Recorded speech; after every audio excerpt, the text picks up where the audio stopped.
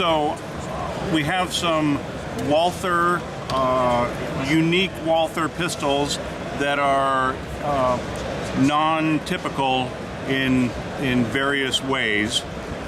This is a Walther Model 9. It's got eagle over end proof marks indicating that it was assembled after January 15th of 1940. Yet this pistol has a 411,000 serial number on the frame, which was made in 1921. So this gun is made of various parts that Walther had at the factory when they came to the very end of Model 9 production in 1940.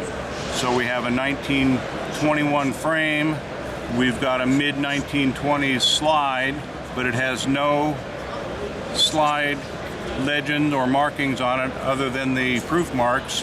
It's got very late grips, a very late pattern of the 635 disc, and so this pistol is a gun that indicates at the end of production Walther was willing to use up all of the miscellaneous spare parts that they had so that they could build yet one more Model 9 to sell.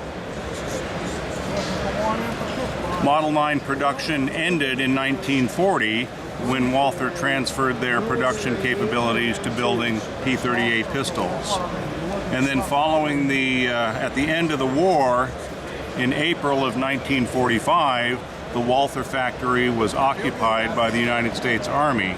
And for a couple of months, U.S. Army troops helped themselves to all the assembled Walther pistols and then proceeded to build lots of Walther pistols out of the parts that were available in the factory that they found.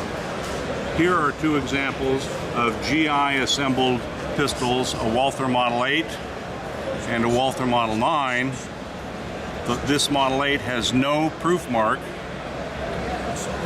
It has one grip from guns that were produced in 1927, and the other grip is from a late 1940 produced gun. It's got the very late grip discs, both the 6.35, and typically a Model 8 or a Model 9 would have a CW grip disc on the left side. And then it's got parts that are in the white that were unfinished. So this is an example of a Model 8 pistol that was put together in the factory by Americans and then brought home as a souvenir. Here is a Model 9, similar story, put together with parts at the factory when it was occupied by the American Army. All of the internal parts and the slide are in the white. They're unfinished. The magazine has no finish on it, and this frame does have a proof mark. It's a late 1939 era serial number, but inside the frame there's a dent in the chamber, so it is a non-functional or a reject frame. And so this frame was used to build this Model 9, and this Model 9 came back to the United States in this very handsome, very scarce Walther factory display case. Inside the display case, it shows the imprint from this pistol, indicating that it's been with this box for a very, very long time. However, these boxes were generally found with the Walther Deluxe engraved pistols that Walther had available for sale throughout production from 1921 until 1940. And this is an example of an original factory engraved Walther Model 9 with ivory grips, full factory engraving, and a nickel finish. And these very scarce, highly valuable pistols combined with this case make for a very, very nice set. Following the end of hostilities in 1945 and in 1946, the German police forces had a great shortage of firearms, and so here is an example of a Walther Model 9 that has been issued to a Bavarian police department which indicates that at least after the war, some of these little bitty pistols were used by the police. All of these guns are unique in that they tend to break the expected rules for what you would see in a pistol. It makes them very, very interesting and very, very fun to collect. So. And you flip that one back over again. Does that work? Yeah.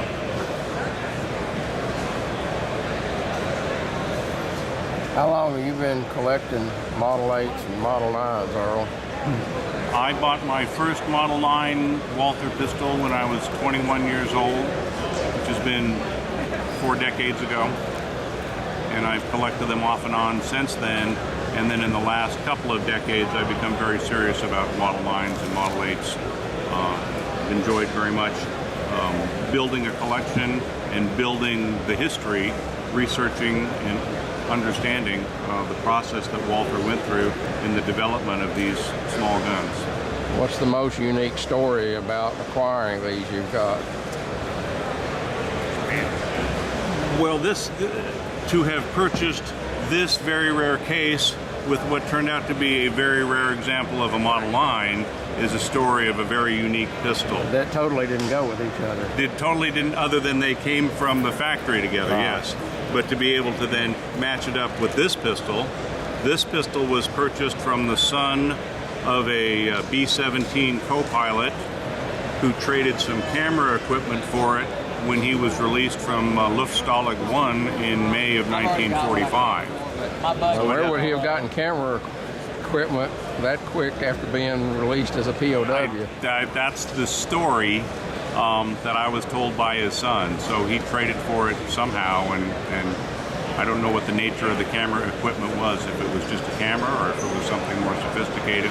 But obviously, what he had was more valuable to the German that had this pistol than the pistol was at the time. Right. And the pistol was contraband to the German at that time, no doubt. Yes, so that would have been big trouble.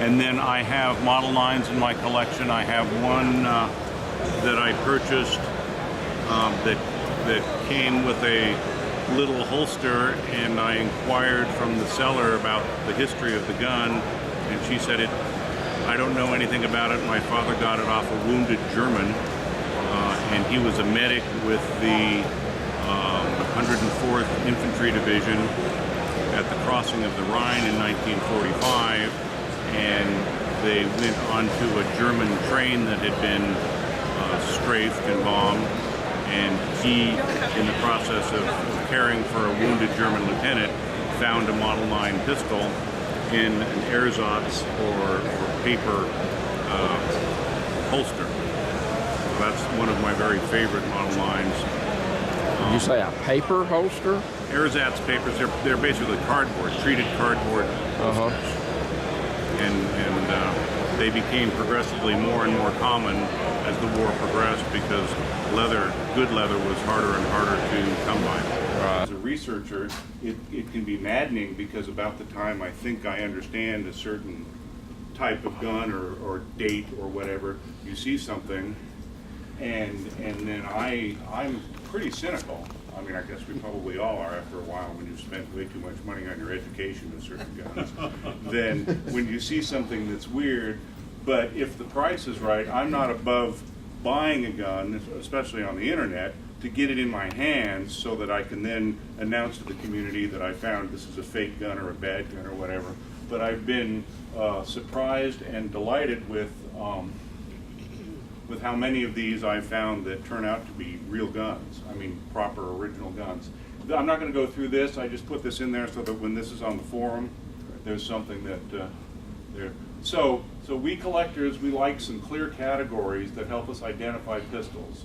And there's some wonderful literature. I mean, I'm looking forward to seeing the new P38 book. Tremendous amount of information that helps us understand in certain serial number ranges what we should expect for a gun to look like. And then the Walthers, everybody I suspect, but Walthers are famous for the transitional guns where it's part one type gun and part another type gun. but within certain serial number ranges, that can be pretty comfortable. And then as we just heard that wonderful description of incorrect guns that have been either repaired or fixed. Most of the time it's lower condition stuff that people robbed parts of, or something was broken or whatever over the years. They've been, you know, and you can find those pretty easily. And then faked guns where people have gone out of their way to try and make a gun into something that it really isn't. And then the original guns that show up from time to time that aren't fake, but they don't fall conveniently into any of these categories. And it's important to remember, for me at least, that Walther and Mauser and all these wonderful people were not in the business of putting guns together so that 70 years later we could have meetings like this and talk about this stuff. You know? And the slide earlier where it says business and Gerhard Walther on the same page, you know, it's all about business with Walther from what I've found. Now, as you may recall from last year, if you were here or seen my stuff, I'm heavily into the Walther Model 8 and Model 9. They were made in the 20s and 30s, and my interest in later guns, I mean, I love them all, but sort of I thought that the story ended in 1940, and I think I've proven that pretty well through my research. But then certain guns show up that just challenge the experience. And then so I brought most of these guns that I like to pass around because good pictures are fun, but there's no substitute for the real deal. No vinegar chips. So, yeah, please. So, these two I think ought to run around together. And then there's another one here. And then this one is fancier than I would like to pass around, but it'll be available for people to look at. And then I brought some miscellaneous holsters, but that could be a whole different talk. So, so the first one I want to share, it's a Walther Factory Model 9 that was assembled with old and new parts. It's got a Walther Model 9. The serial number is a 411,000 serial number, which if you've studied from what we talked about last year, you'll know that that was first year of production, Model 9, 1921. It has Eagle End proof marks. And Eagle End proof Model 8s and 9s are very, very uncommon. And my initial conclusion was that's been a boosted gun, because there's nothing right about that. But when I finally got it in my hands, the slide, there's no legend, there's no markings on the slide. It's got, as I said, a very early, is there a pointer on this? Yeah, the red one right above the arrows there.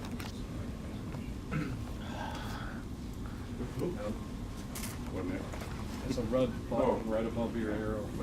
There you go. So the earliest Model 9 frames, right down here at the toe, the frame comes all the way to the bottom, and it is really a bear to get the magazine out. And so it didn't take long before they started to scallop that a little bit. They didn't change that on this gun, but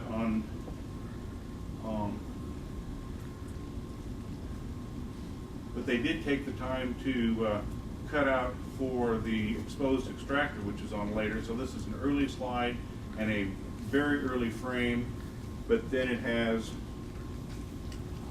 the late grips associated with mid to late 30s, and then these 635 discs on Model 8s and 9s that don't have an oval around them are all very, very late. And so this gun was made by Walther out of parts, and so they used parts from the very earliest to the very end. The Eagle End, so it's after January 1940. They used all the parts up. My understanding, my conclusion about this gun is that right before they ceased production of the Model 8 and Model 9 in 1940, so they could focus on P-38 production, they used up all the parts they had so they could sell a few more guns, and that's one of them. And that's taken apart. It's got a mix of early and late parts. It's a really neat gun, and when I showed that gun to Warren Buxton, he just lit up as only Warren could do. I mean, suddenly turned the enthusiasm of an 8-year-old, and he said, "This is a great gun," and which was really good to hear, because I wasn't capable of convincing myself that it was still as great as it turned out to be. But very cool gun.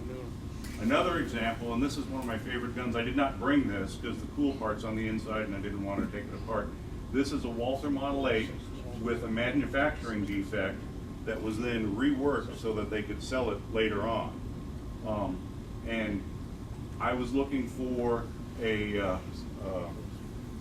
second variation where you've got the exposed extractor, but you still have the latch. And then on the inside, it should have the early screw. Well, this is all wrong, because this screw with the washer should be on a later gun in this serial number range. And when I opened it up and saw that, I said, uh-oh, all of my research has been for naught. I've been publishing stuff that's wrong. Then when I took it apart, it's got the hole here and the hole there, but that hole is offset about 6 or 7 thousandths. So these are examples of, it should look like that with the serial number and the screw right there, and it's got this later style on there. So this is a pistol where the boys in the milling department had a bad day, and they drilled that hole wrong, which made the whole slide was unusable at that point, because the screw will not go through that hole into that. And so how many, you know, my experience in a small manufacturing is when they make a bad one, you have a whole pile of bad parts. And so then at some point later, 3 or 4 years later, they started using this spring flat disc. They moved the hole back here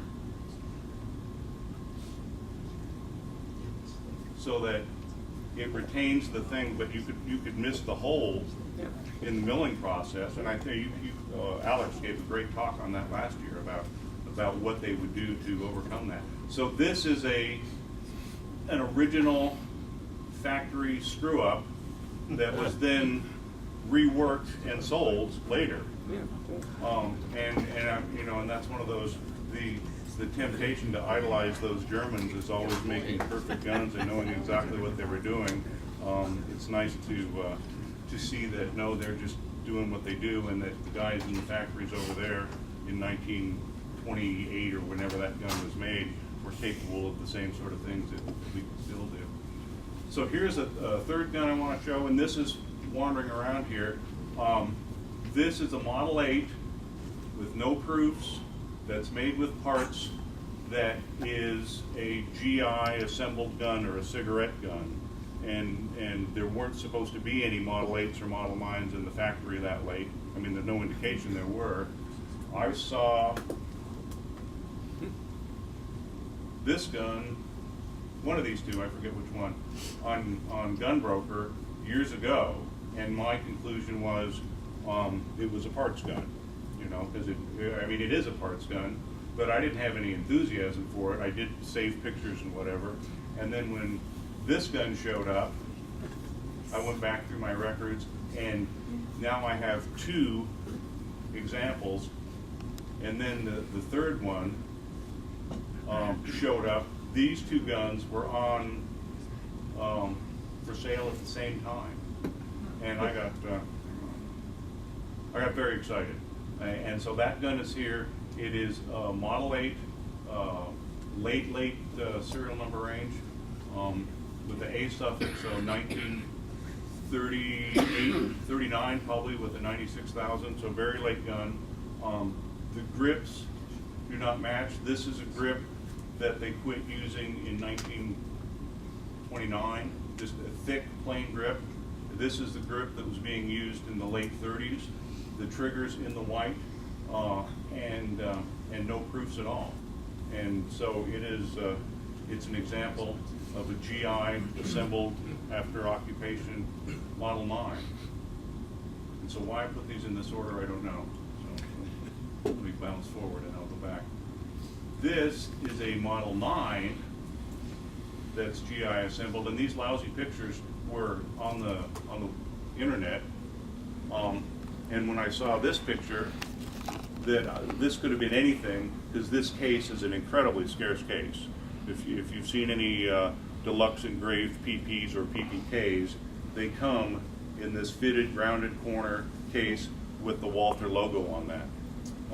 I'd never seen one or a picture of one for a Model 9, and as I said, last year was an amazing year because I managed to find one of these cases with a green interior but no slot for the brush. So anyway, I managed to, and it came with a manual. The pictures were bad enough, and this gun was screwy enough to where there was no competition to buy this gun.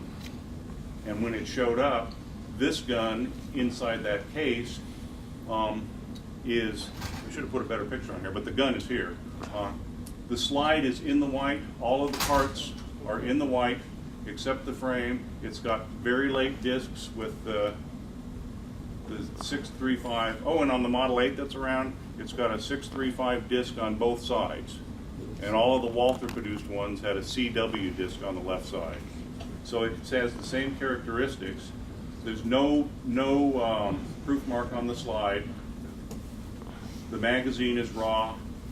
The frame, though, is blued, and it has a crown and proof mark, even though it's a very weight 196,000. That's the very end of production. I think 197. I've got a crown end proof 197 serial number gun. So and Dieter Marshall and I have exchanged stuff. So this is close to the end of production. But the frame, if you take that gun apart, there's a dent in the side of the frame over the chamber, and it won't chamber around. So that's a non-firing gun, but somebody at the factory assembled this gun, again a GI assembled gun, using miscellaneous, unused, unfinished parts, no proof mark, and they found this frame that was lying around someplace, in a bin someplace, so they could put the whole gun together, and then it has been in this case, which, where'd that go? You can clearly see in here, if you want to take a peek later, where the 635 upside down has been embedded in this original case. So that pistol and that case, my assumption is they left the factory together in the spring of 1945. Sure. And when I bought it from the guy, I wanted, you always try to get history if you can from your, and the guy said, well, somebody's grandfather died and he'd had it forever. And so I would never separate this case and that gun, but that gun, that pistol, or that case rather, but it needs to have a deluxe engraved pistol in it. So I have that. I mean, that's what you would expect to see. And so I have a deluxe. And if you want to see a real honest Model 9 with good Thuringian engraving and finish, here is one. This engraved gun I bought from the son of a B-17 co-pilot who traded some photographic equipment for it in May of 1945 when he got out of Luftstalag 1. So, I mean, it's a really neat gun, but with that case, it's just, and I had the brush, an original, what came in a Model 9. I don't know if Model 9s came with brushes, but that came with a Model 9 in the box, so we're still working on that. So anyway, to see two late 1945 GI put together 6.35 pistols was just amazing, because I was pretty much, I made it pretty clear to a lot of people that they never made those. And there they are. So here is another gun that is floating around here. And again, I purchased this gun thinking it might be right, but pretty much convinced it wasn't right because it's got police markings. Can you read that for me? Bayerische Stadtpolizei Bamberg. Which The Bavarian City Police of Bamberg. Okay. Here are examples of two other guns, Model 9s, with very similar markings on there. And so I've been saying for years that there's no such thing as a police issue or a military issue Model 8 and 9, and here is one. Okay? It's a post-war police issue, but it really was one. And I was always a little mystified about who the police guy was that got issued the Model 9. But apparently, Alex indicated that it may have been issued to a police woman. Female. Mm-hmm. So then the TP came out for that and stuff. So a very neat gun. Getting back to the earlier discussion though, I'm more than willing to say that if you find a Model 8 or a Model 9 that's got Waffenacht proof marks or any other stuff on it, that there is no evidence that I've seen anywhere that they ever issued any of those officially. So that somebody gets there, and they're starting to show up, the Polish stamps that on there, and boy are they sexy. A Model 8 with some Waffenamps on it, you know, that's a tanker special or your Air Force guy or General's whatever. General's gun. They didn't exist. The generals carried them, but they bought them on their own and they didn't have any proof marks. So, and to getting back to faked guns, the issue with these little guns that are faked, refinished, you'll see that, or engraving. And engraved Model 8s and Model 9s, they're showing up more and more and more. A lot of them are just really stunning pistols. A lot of the fake ones are much better looking than the originals. But buyer beware. Fortunately, there's a lot of people in this room and there's a lot of information out there that, well, don't do what I do. Get the information before you buy the engraved gun. Because I've spent thousands of dollars on really pretty Model 8s and Model 9s, and then sold them for considerably less than that to friends that promised to never sell them as original. But in conclusion, I remember talking to, well, I believe it was when we were showing him that loot gun. He said his comment about various changes and stuff, and he said, well, they always had a reason. And I think it's fascinating to try and get my head into what they were thinking when they had what the reason was, but there wasn't really anything haphazard. And that these non-typical pistols, rather than being a source of frustration, they can be great delight. And as the previous discussion was, what used to be considered substandard or low grade, or it turns out to be just a whole valid collecting area. So fun stuff. And I guess that's everything I got. And so, any questions?